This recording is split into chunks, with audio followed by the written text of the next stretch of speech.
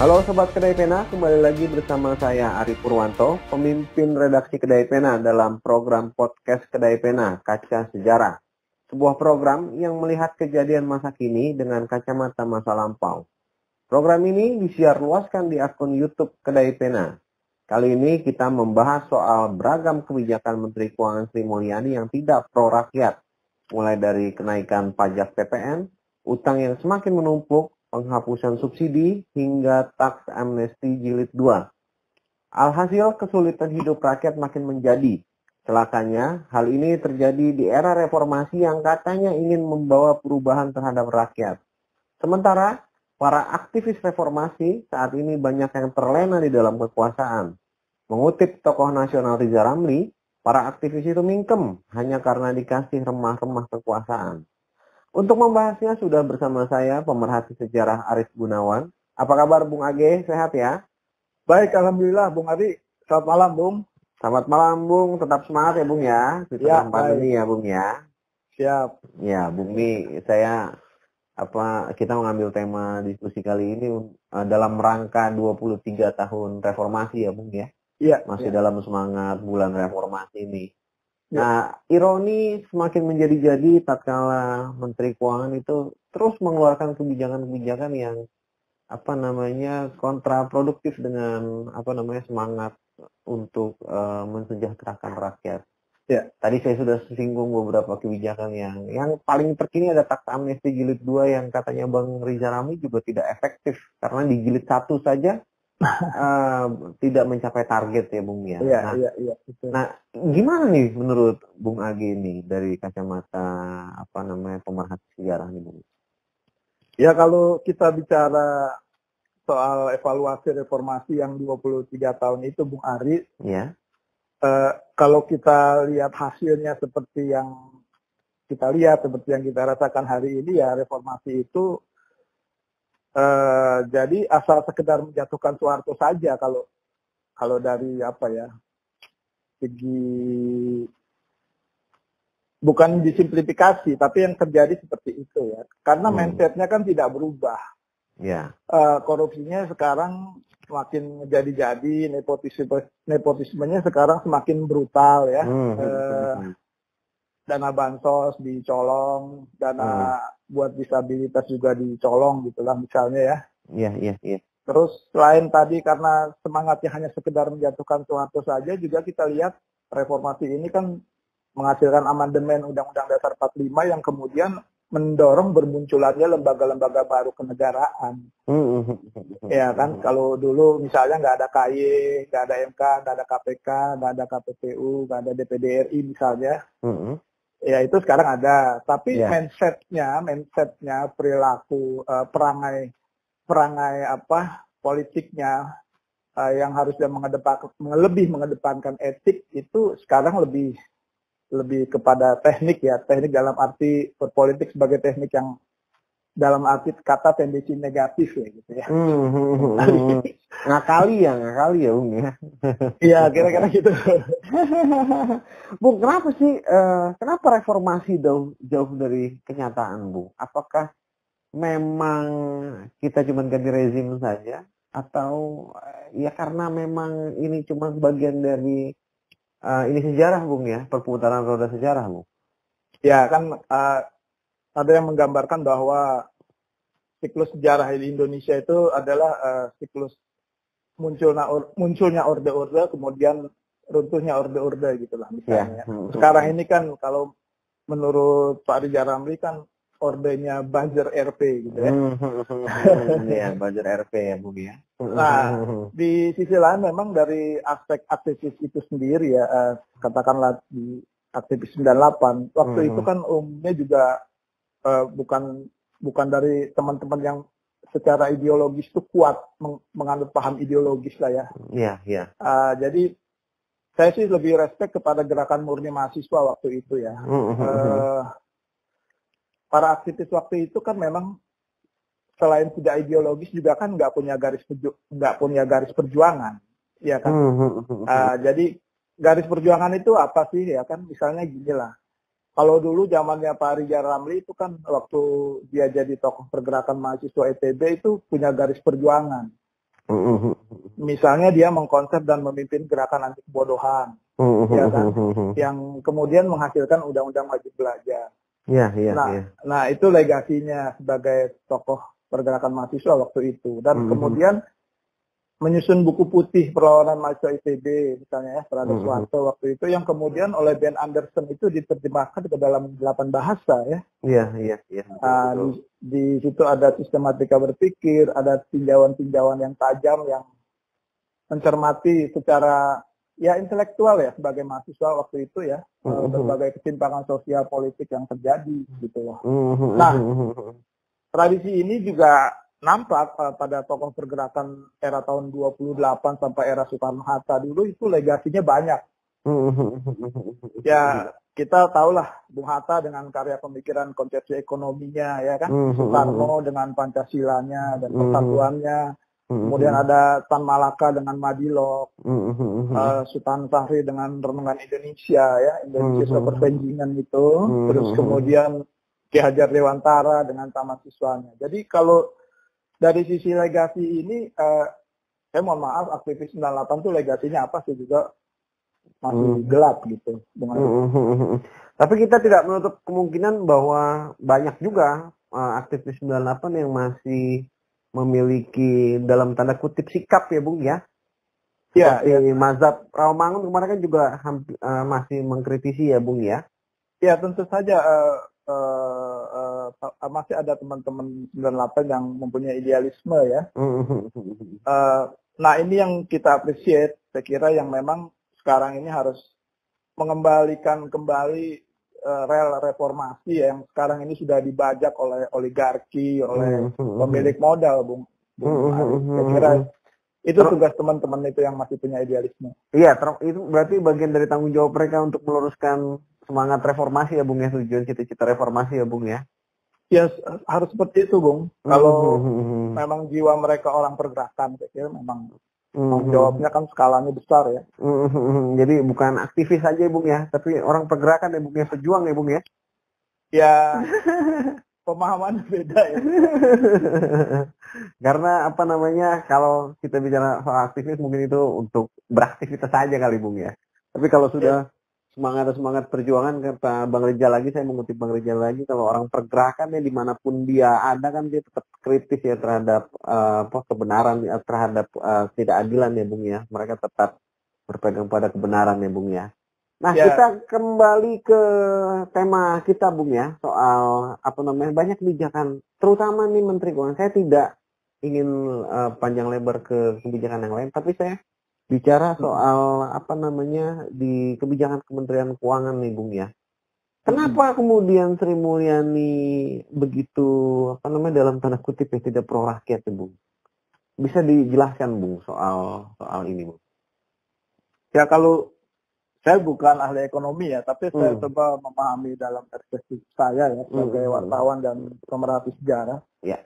Jadi kalau yang tadi istilahnya semakin menjauh dengan rakyat gitu, kenapa kebijakannya seperti itu ya, itu sama juga dengan semakin menjauh dari konstitusi, ya kan? Betul. Nah, kalau kita kembali pada pemahamannya, jadi konstitusi kita itu kan dibikin oleh para pendiri bangsa itu supaya kita bisa jadi bangsa yang bisa mengatur diri sendiri. Betul. Nah, para pendiri bangsa ini tidak anti Barat. Ya, buktinya mereka sekolah di Barat, di Belanda kan? Iya, betul. Tetapi mereka anti terhadap kolonialisme, ya kan? Betul. Dalam konteks pembicaraan kita malam ini adalah anti terhadap penjajahan ekonomi, ya kan? Nah, konstitusi yang disusun itu oleh para pendiri bangsa kita itu kan landasannya ada, salah satunya adalah landasan historis. Nah, jadi para founding father itu menyadari ya, setidaknya kita dari abad ke-16 itu tidak henti-hentinya dijajah oleh bangsa asing ya. Iya, betul. Sampai abad 20 kita terus dijajah ya, silih berganti, dulu dijajah Portugis, Belanda, Jepang, dan Belandanya balik lagi tahun 46-48 gitu ya kira-kira. Terus abad ke-17 juga kita sudah mengalami penjajahan, yaitu peristiwa pelayaran Hongi di Maluku dan Indonesia Timur dan sekitarnya ya Bung Ari. Nah, silih berganti penjajahan itu terjadi dan dialami oleh bangsa kita. Juga tahun 1720 sampai 1870 itu hampir selama 150 tahun itu kita menjadi korban tanam paksa kopi yang dikenal dengan Preanger Style Cell itu, Bung Ari. Jadi ini dahsyat sekali, Bung Ari, karena hampir 150 tahun. 1720 sampai 1870. Kenapa waktunya sedemikian panjang?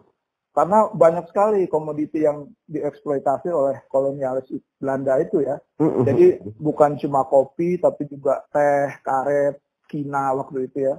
Beberapa komoditi lainnya. Nah, setelah fase ini dieksploitasi dengan tanam paksa itu, kultur scale ya. 1830, 1870 selama 40 tahun ya kan. Nah, 1870 setelah tanam paksa kultur spesialnya selesai, kita masuk era liberalisasi ekonomi. Nah, ini sosialisasi segala macam. Sama saja kita jadi kuli di tanah sendiri lah gitu kira-kira. Nah, kemudian seperti waktu itu kita pernah singgung, ada Blandong Style, tanam paksa pohon jati misalnya kan. Terus kemudian di eranya Denderes tahun 1809 ada yang namanya kerja rodi bikin jalan anyar dari Panarukan. Iya, betul. Walaupun kalau kita membaca kisah sejarah tentang Anyar Panarukan ini yang katanya digagas oleh Denderes ini, kita harus hati-hati karena narasi Denderes ini sebetulnya banyak ditulis oleh para sejarawan Belanda. Waktu itu kan Belanda itu di bawah kekuasaan Prancis. Jadi kalau mau imbang membaca sejarah kerja Rodi ini, kita juga harus baca literatur sejarah dari orang-orang Prancis ya, jadi seimbang gitu. Nah itu saya kira, jadi sekarang riwayat penjajahan itu sekarang kan yang terjadi adalah diaktualisasikan kembali oleh Sri Mulyani dalam bentuk lain ya. Karena dia kan kita tahulah dia sangat dekat dengan lembaga dunia seperti IMF dan Bank Dunia ya, yang kalau secara umum kan resepnya kalau nanganin krisis ngutang terus naikin pajak rakyat gitulah, dan cabutan subsidi. Kan, ya itu kan bukannya solusi yang bersifat nasionalistik, karena dulu juga kan misalnya Soeharto jatuh gara-gara IMF gitu, jadi banyak contoh yang sekarang ini justru diaktualisasikan kembali era-era yang saya sebutkan tadi di atas itu ya, mencekik rakyat dengan pajak yang tinggi ya kan, terus kemudian ada program-program yang memang tidak sekali memperlihatkan keberpihakan kepada rakyat. Jadi kalau menurut saya sih Sri Mulyani itu harus ikut TWK, Bung. TWK ya, tes wawasan kebangsaan. Bukan ya. Jadi apa, Bung? Dia harus ikut tes wawasan kesejarahan, Bu. Iya, biar tahu berarti ya sejarah masa lalu ya. Ya, karena kan pejabat tinggi seperti dia itu kan sebetulnya harus punya pemahaman yang utuh terhadap sejarah. Meskipun saya juga dengar, tapi saya belum cek pasti ya, katanya justru di banyak fakultas ekonomi di negeri kita ini sekarang malah mata kuliah sejarah ekonomi, filsafat ekonomi itu malah nggak diajarin. Itu yang saya dengar. Makanya jadinya nggak ideolog gitu ya, ekonomi kita ya? Iya, itu kan mempengaruhi ya nasionalisme. Tadi kalau di KPK ada wawasan kebangsaan ya, akarnya harus dari pemahaman sejarah juga, Bung Ari.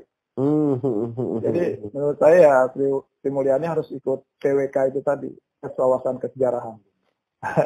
Bung, kita punya cerita soal epic kepahlawanan dari seorang perempuan ya, Bung ya, ada Cut Nyagging, ada Dewi Sartika, ada yang lain-lain gitu ya. Apakah memang dalam kesejarahan Indonesia modern itu tokoh-tokoh seperti itu memang tokoh wanita terutama ya, itu memiliki peran atau memang hanya sebagai jadi pajak saja, Bung? Ya di awal-awal kemerdekaan kita sudah memiliki menteri perempuan, Bung Ari, yang legasinya kalau kita baca narasi sejarah secara baik-baik banyak sekali mereka tinggalkan legasi ya, kayak Dr. Maria Ulfah. Dr. Maria Ulfa ini adalah Menteri Sosial pertama yang sekolah hukum di Belanda, di Leiden ya, yang kemudian dia juga menjadi sekretaris Perdana Menteri Sultan Syahrir. Berarti dia berada dalam kabinet Syahrir. Nah, selain seorang ahli hukum, beliau juga seorang diplomat perempuan yang canggih ya pada masa itu, karena dia termasuk yang ikut mengatur tema-tema perundingan Linggarjati tahun 46 itu. Jadi beliau sendiri lahir dari satu keluarga yang memang intelektual ya. Suami beliau itu adalah masih keluarga besarnya Husein Jayadiningrat. Husein Jayadiningrat ini sarjana, disebut-sebut sebagai sarjana Indonesia pertama yang lulusan dan menjadi guru besar di Leiden pada tahun 1913. Terus kemudian selain Maria Ulfa ada S.K. Trimurti. Nah, S.K. Trimurti ini dia wartawan, penulis, tokoh pergerakan yang kemudian diangkat oleh Soekarno menjadi Menteri Tenaga Kerja dan Menteri Perburuhan.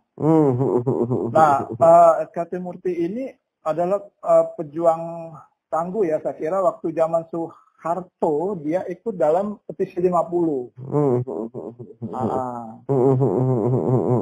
Dan dia juga seorang guru.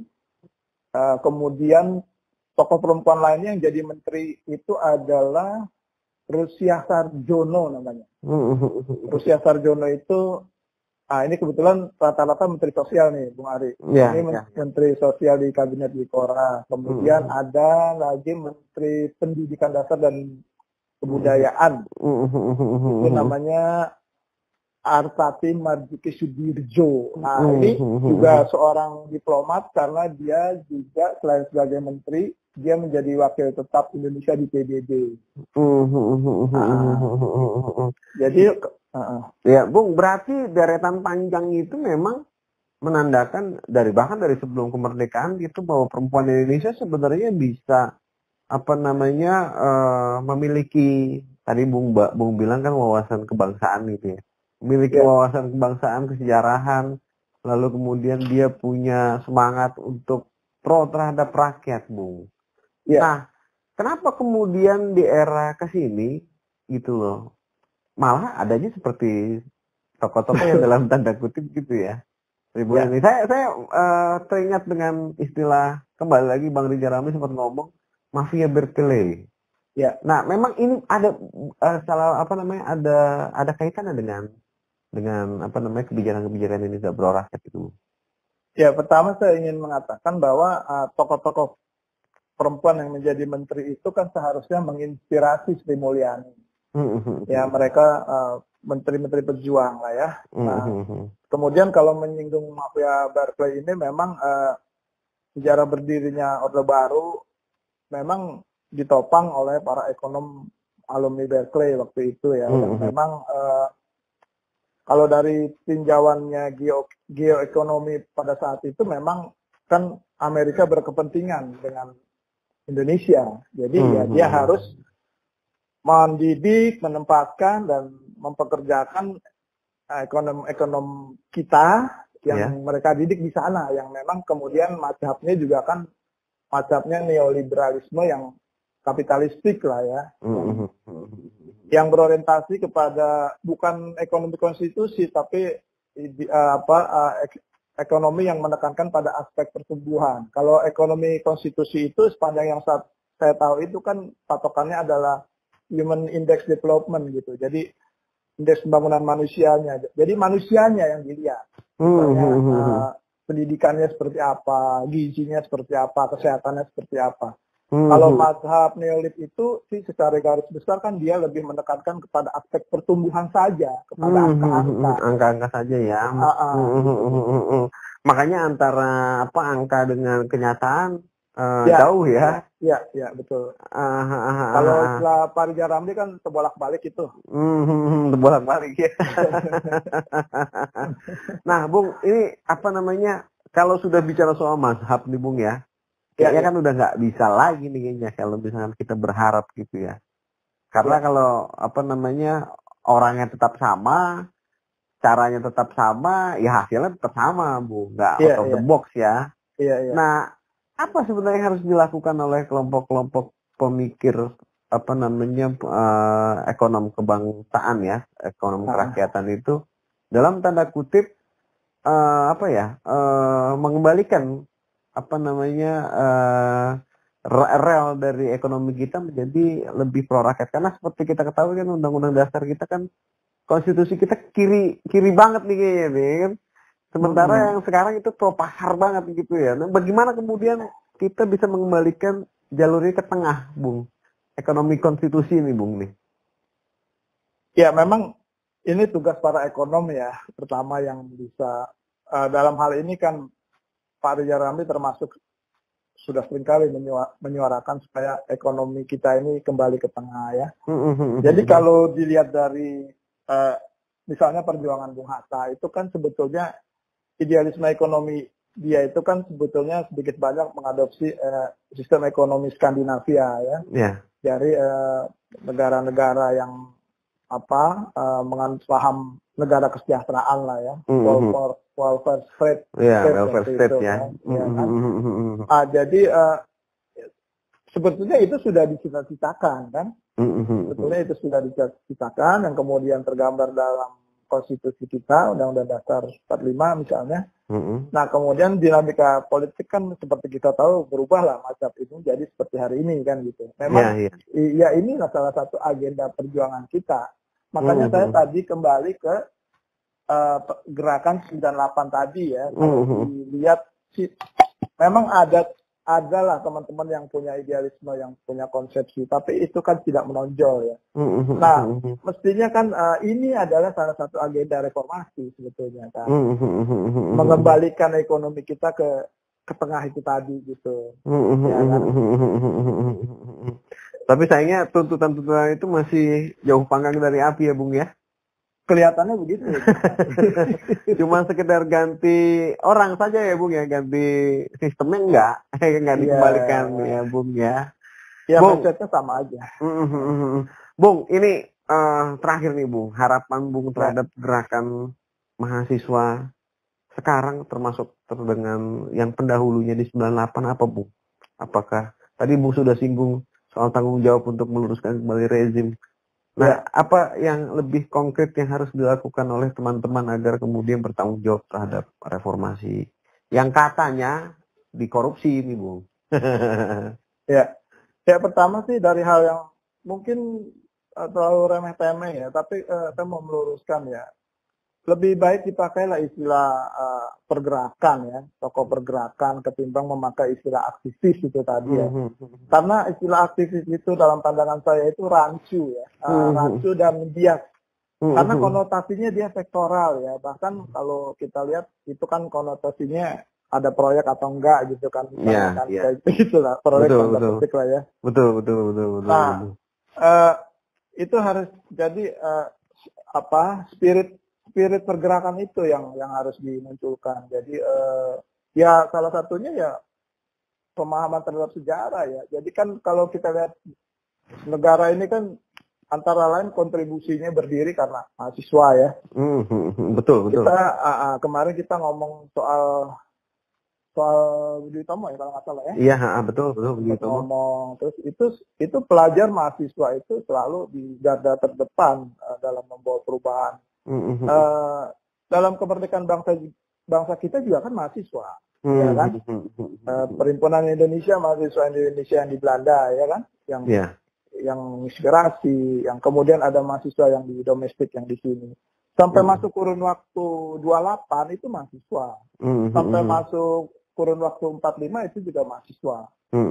Nah, 66 mahasiswa, 74 mahasiswa lah ya, terus 78 juga mahasiswa, terus 98 juga mahasiswa meskipun hasilnya kok piye gitu kan. Iya, betul. Jadi ya, Bung, silakan, Bung. Ya, jadi jangan dipersempit. Jadi istilah aktivis itu lebih baik ditinggalkan saja lah ya kalau kita mau mengorbankan semangat perubahan ya.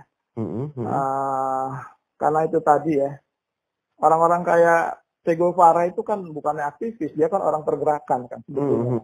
Orang pergerakan itu anti-establish. Tadi seperti Anda bilang, di luar atau di dalam dia sama aja ingin melakukan perubahan yang lebih baik gitu ya kan.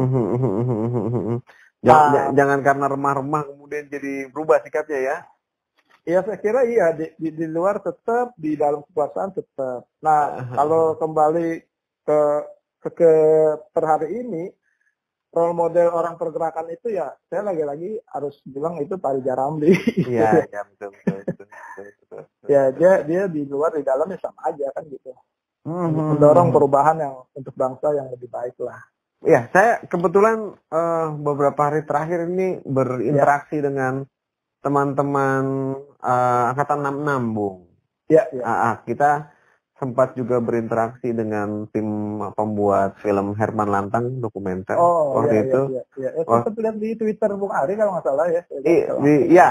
Di Twitter saya dan di Kedai Pena juga ada gitu kan. Iya. Nah, saya teringat dengan pernyataan beberapa testimoni dari beberapa rekan dari Herman bahwa sebenarnya sikap dan jiwa nasionalisme itu harusnya memang ada ketika orang itu berada di dalam atau di luar.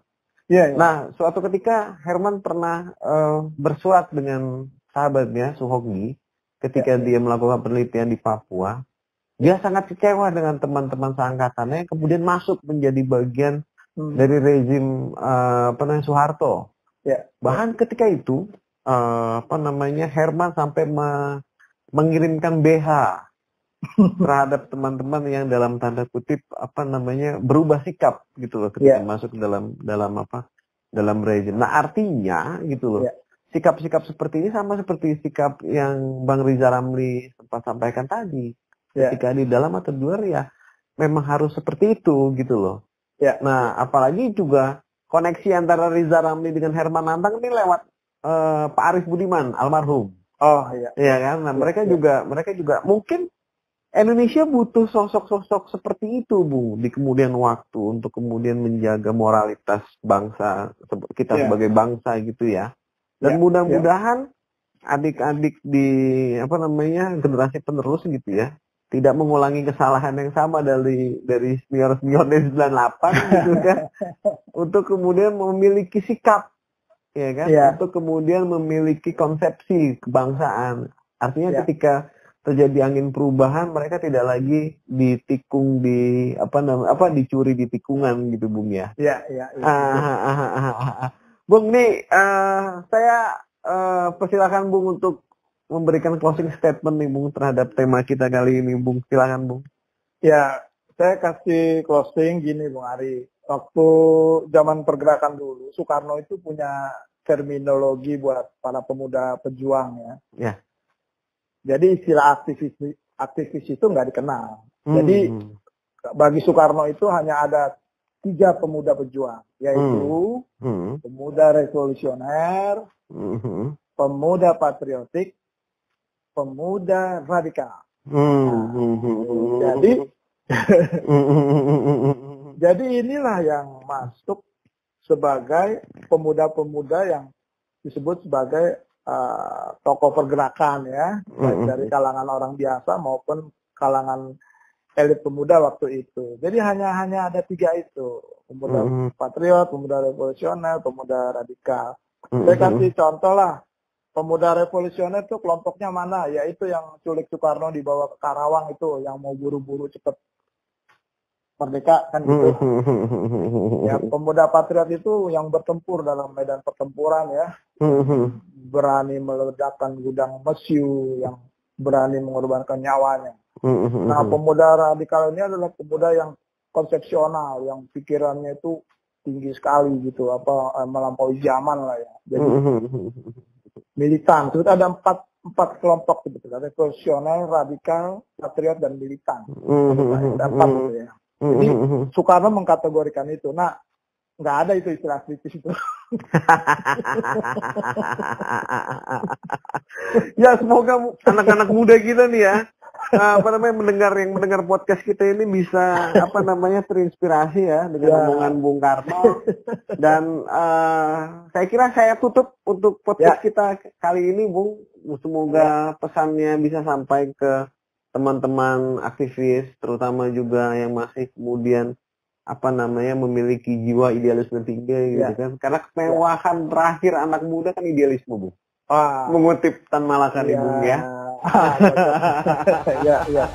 Semoga anak-anak muda kita masih tetap seperti itu dan tidak berubah sekalipun mereka kemudian masuk dalam lingkaran sistem ya, Bung ya.